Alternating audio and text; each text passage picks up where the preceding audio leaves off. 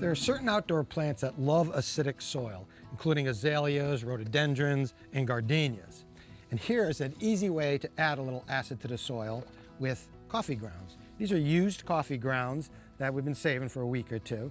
And first you just want to rake back the mulch to expose the soil, and then use a small garden trowel to spread some of the coffee grounds. And you only need about 1/4 of an inch or so. You don't need that much.